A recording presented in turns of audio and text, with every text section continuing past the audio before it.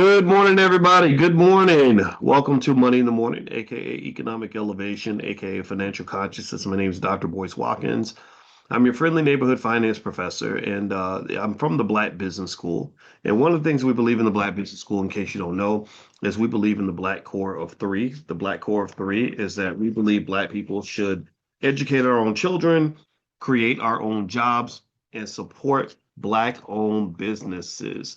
All right, so I hope everybody's doing well today. I hope you I hope you're feeling good. Anybody check out the price of gold today and the price of silver? Silver and gold, making lots of money for us. I don't know if anybody has been taking a look at that, but the price of silver and gold both shot up today. But it's just one day though, right? One day does not make an investment, but it was nice to see that. I had a theory that a lot of the selling was sort of forced selling, that the pressure was sort of this there's this momentum that can happen in the price of an asset when there's sort of a major drop because people have a lot of people buy with leverage, especially on speculative assets like silver. Silver had gotten into the crazy range in terms of pricing, and when that happens, what occurs is that when the prices drop, people that even those that don't want to sell, some of them have to sell, which pushes the price further down. So you tend to have overreactions in market prices. So think of it like this. Think of it like imagine if you go out and you buy a building and you get a big loan for the building and the loan is contingent on the building maintaining its value, right? So then something happens, and let's say you have no extra money sitting around, no extra cash to do anything with because all your money's tied up, which is very dangerous, by the way.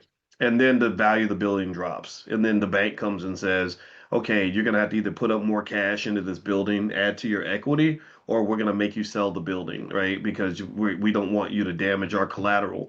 That's kind of what that is, right? A lot of times, what people don't really know is that acquiring assets is job one, but really protecting the asset that you acquire, that becomes job two. It's like football, right? You got to work hard to get the ball, but once you get the ball, you can't fumble the ball. You gotta protect it. I've seen many occasions where a running back got a great run and he broke away and he's on his way, and then somebody comes along and like the NFL, they're really good. They'll smack it every time they don't tackle them.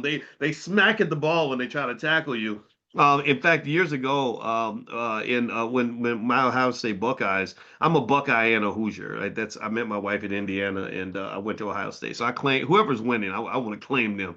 And there's a guy named Maurice Clarett who was one of my favorite players at the time. It was a real unfortunate situation that kind of happened with that. It was a crazy story. One day I'll tell you.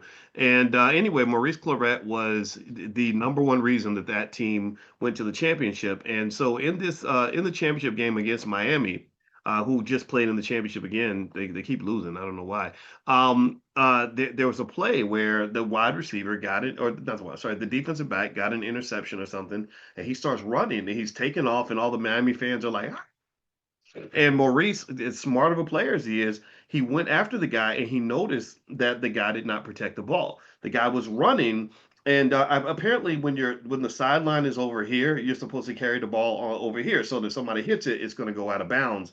But instead, he was carrying it in the wrong hand. And Maurice mentioned that. Maurice, 20 years later, and I kind of know Maurice. We're like Facebook friends and stuff now. So it's really fascinating because I was really watching his whole career. He was so good at Ohio State. It ended abruptly, and that made me really sad. But anyway, Maurice mentioned, he said, I noticed that he was carrying the ball in the wrong hand. So because he did not protect the ball, Maurice made one of the greatest plays in Ohio State history. He jumps up and he grabs the guy's arm and pulls the ball away from him, right? Which was like, I remember thinking at that time I was a professor at Syracuse, and I was like, yes, oh my God, that was so smart. So anyway, here's the point.